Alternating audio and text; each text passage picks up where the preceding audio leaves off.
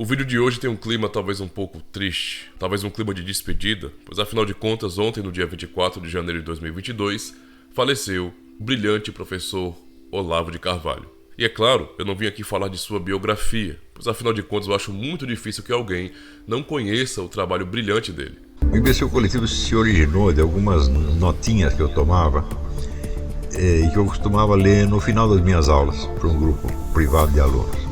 Quem está envolvido no mundo da filosofia, do debate político, sabe muito bem do trabalho importantíssimo e relevante do professor Olavo de Carvalho.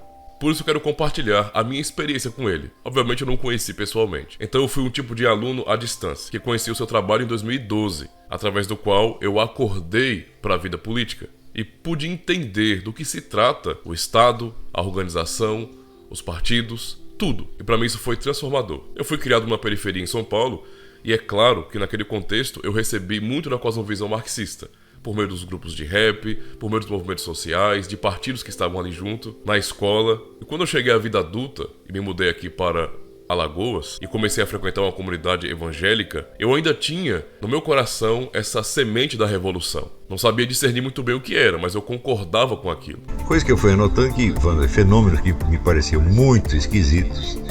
E o mais esquisito ainda não é que eles acontecessem, é que ninguém estava reparando.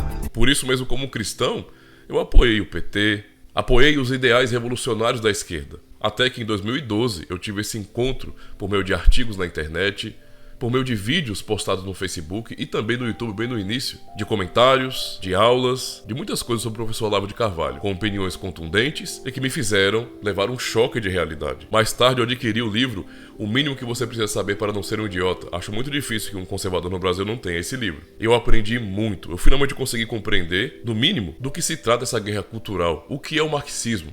Quais são as mazelas que essa ideologia marxista revolucionária trouxe à nossa sociedade. E meio que isso me libertou dessas amarras revolucionárias. Hoje eu sou um pastor de tradição reformada.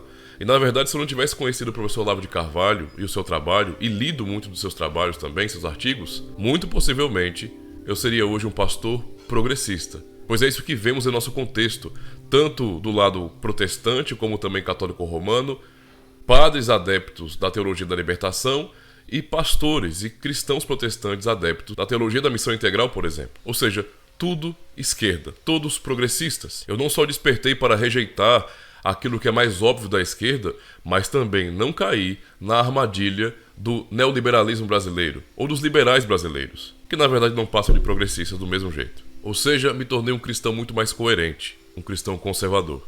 Inclusive no ano de 2014 eu fiz uma música, um rap. A base não é minha, mas eu compus uma letra justamente batendo na revolução. Vou deixar no final do vídeo para vocês acompanharem.